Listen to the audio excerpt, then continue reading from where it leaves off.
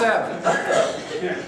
In 1987, the Fijis earlier had been kicked off the campus, and their alumni they'd recolonized and brought them back on.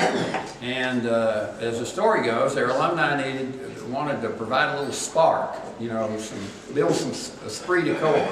So they brought back the bell and brought it through the homecoming parade with some kind of sign about, Phi Delta, we have your bell.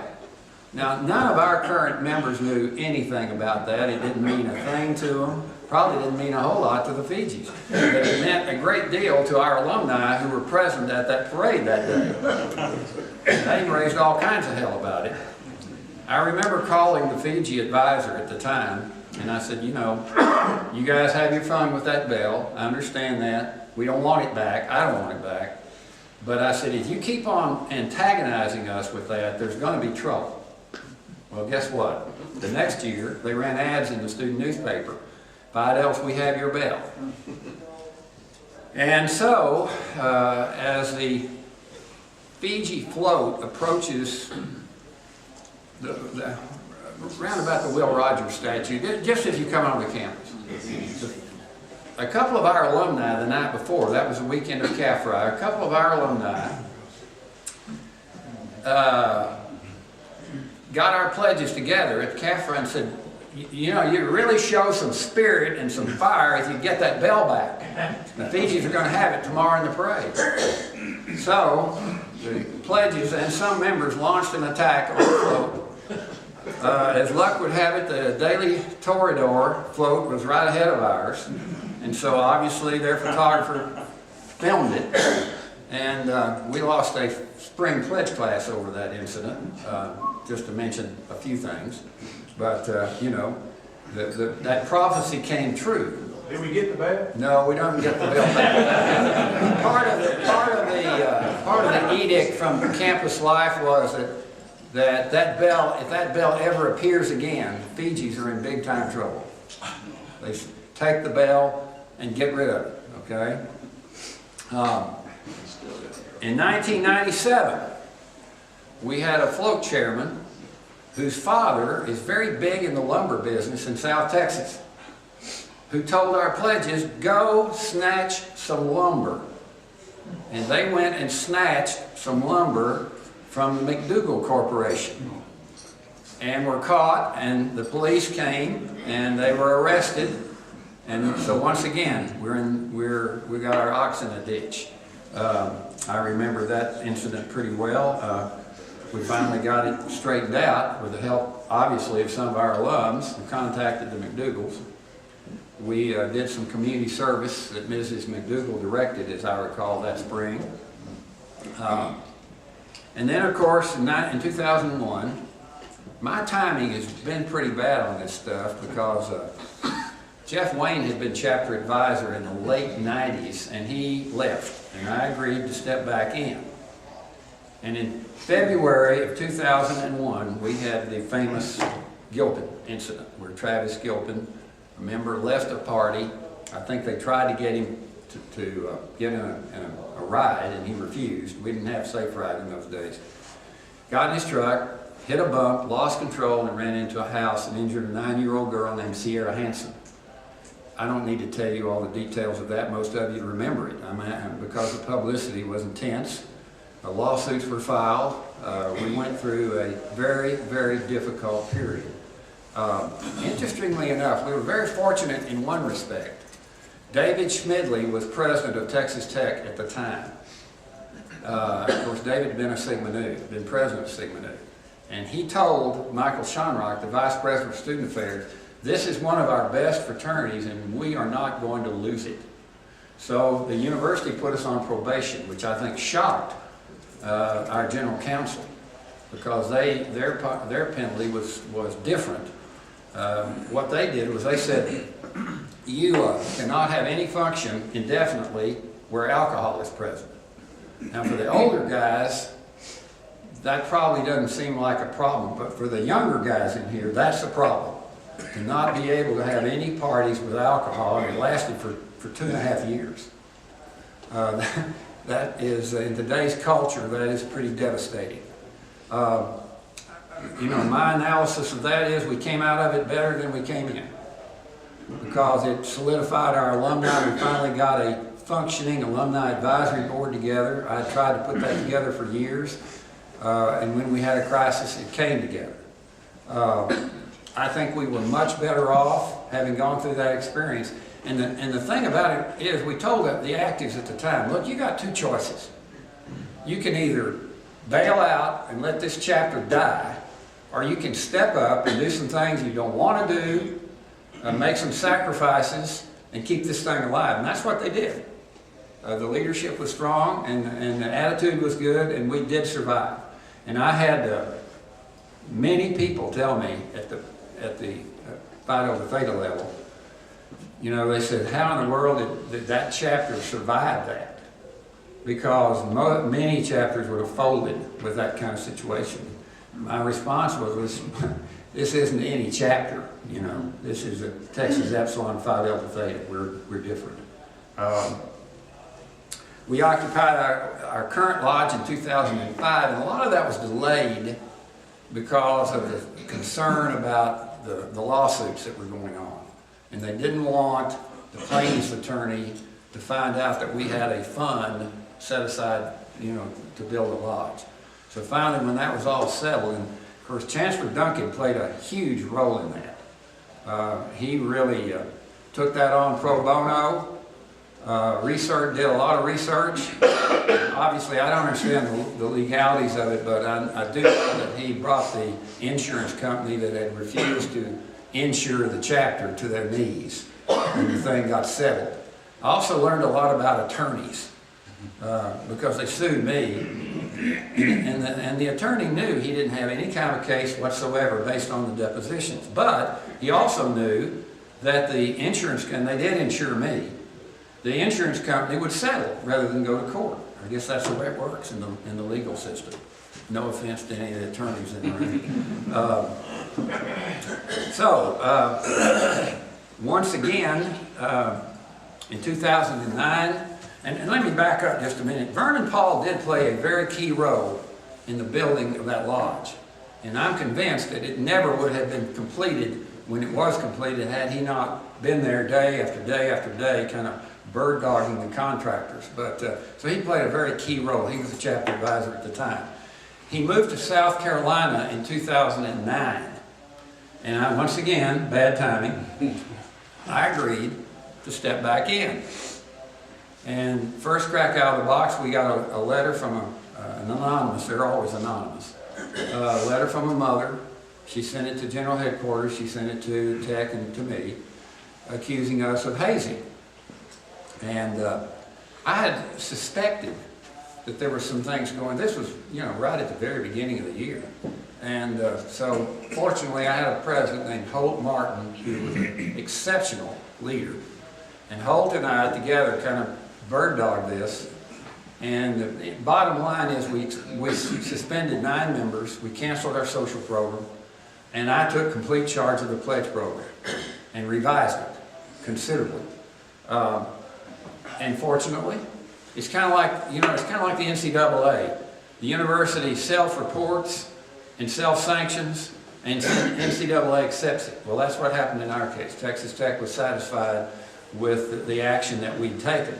And I'm convinced to this day, had we not taken the action we did, we wouldn't have been on the campus. Because the typical attitude of most fraternities when they get accused of something like this is to lie and you know, stonewall it. And I think the fact that we came forward and admitted what had happened and admitted what we had done impressed the people in the Office of Campus Life. That's one of the few times we've ever impressed the people in the Office of Campus Life. And in 2011, we had a very tragic incident. A pledge named Keaton Owens died in a car accident near Big Spring. That was a very, very traumatic moment for this chapter. Many of you recall that. In 2014 and 15, I don't need to go over this, the sexual harassment problem. Now, that's the one time that I was not involved. And I didn't get involved, or didn't want to get involved. Now, thank God for Rob Kent, he handled that. I think it's also interesting to note that the following fraternities, many of them very strong competitors of ours over the years, have been removed from this campus at one time or another. Phi Gamma Delta, Sigma Chi, which is currently off campus, the Pikes, Phi Gamma Delta recolonized, the Pikes, they recolonized, the Delts, they recolonized, Kappa Sigs have been kicked off twice and they're off at the present time. The SAEs, the Betas, who are currently off, and Sigma Phi Epsilon, which recolonized. Now we've had our problems, we've had our oxes in the ditch, but we've managed to stay on campus. And I think there's several reasons for that. I think it's because typically we've confronted our problems head on and not tried to back away from them. And I think also we've had very strong alumni support. And by that I don't mean that our alumni contacted the university and raised hell. I mean that our alumni came forward and helped us in the things that we needed to do with the active chapter. So, you know, I think that's a note of accomplishment. Now, I've given you a couple of handouts. One is called Texas Epsilon Overall Achievements. You can read this, but I think it speaks for itself.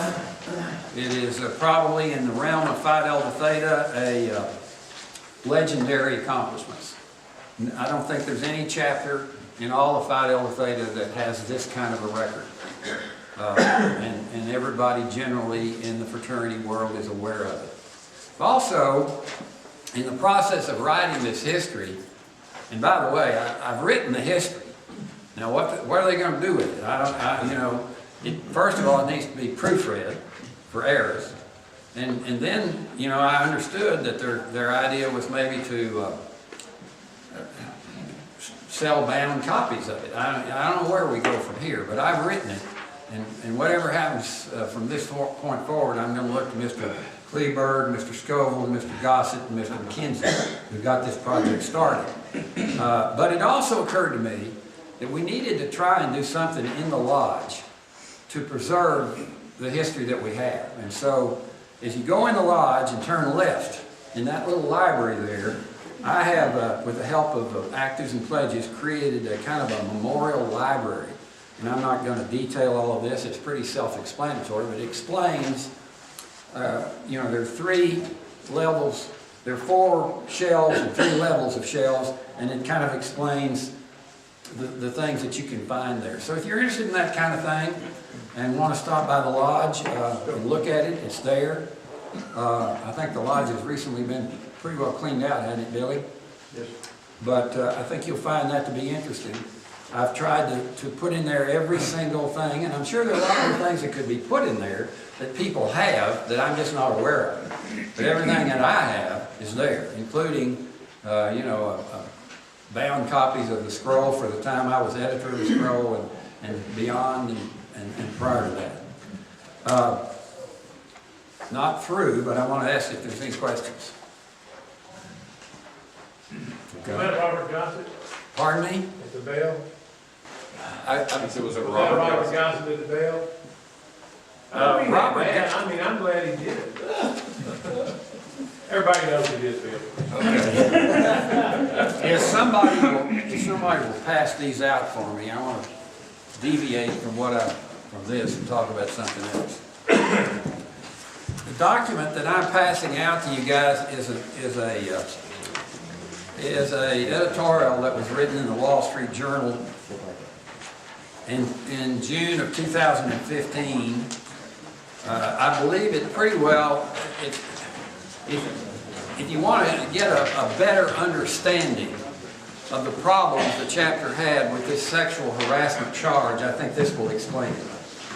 I'm not going to comment on it other than to say that I think you can read it if you're interested, and I think it'll give you some insight into the pressure that the federal government is putting on colleges and universities and the concern that people have on college and university campuses about this issue of sexual harassment. Title IX originally, for most of us, was designed to provide equal facilities, equal opportunities for women in athletics, but it's much more than that.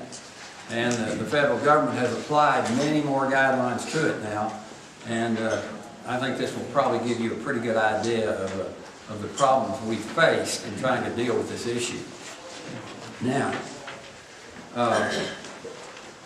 I've talked to Chancellor Duncan about this, so I guess he's not going to be stunned for me to say this. I'm really concerned about Greek life on this campus.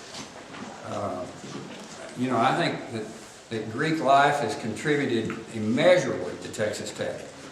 And all you have to do is just take a tour of the campus and look at there's the Rawls College of Business, the Whitaker College of Engineering, the Fluger Fountain, Jones AT&T Stadium, McKenzie Market Alumni Center, and many, many more contributions that Greeks have made, Greek alumni have made, and Greek actives have made great contributions to this campus as well. Where would all the nonprofits in Lubbock look to for volunteers if there weren't Greek organizations on this campus? But we got, I guess the best way to say it is, in my opinion, political correctness is destroying us. The idea that, everything you say, you've got to be careful what you say, you've got to be careful what you do.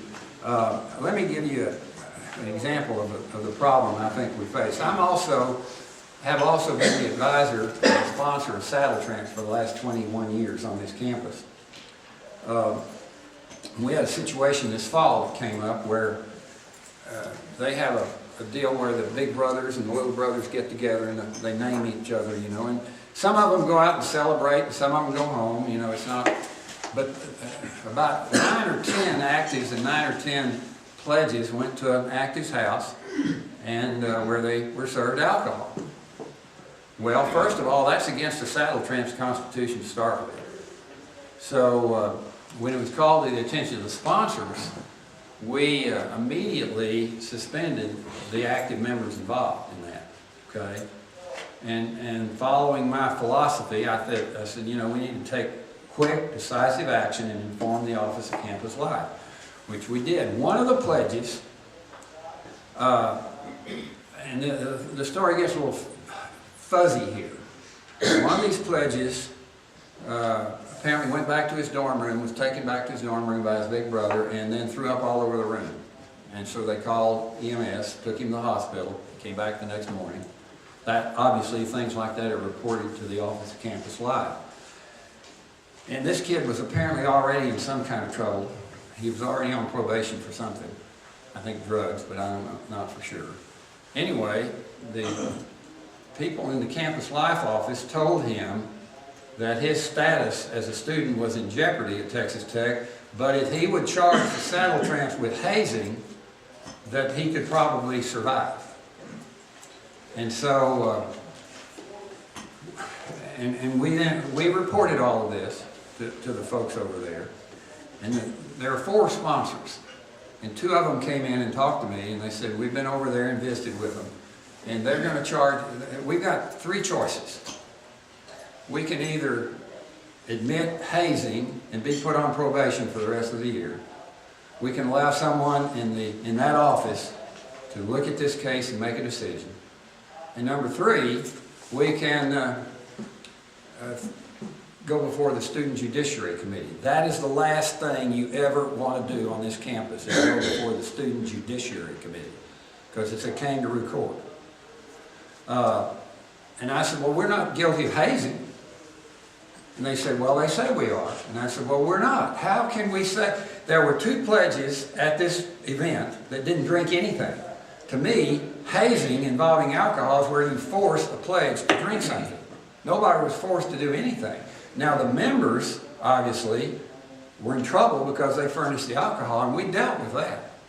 But how can you call this a hazing event? That's what they called it, and so we're on probation for the rest of the year. And next year, they'll run an ad in the Daily Toreador that says the following organizations are guilty of hazing, and Saddle Tramps will be mentioned. We were not guilty of hazing. The problem is, and this is me talking.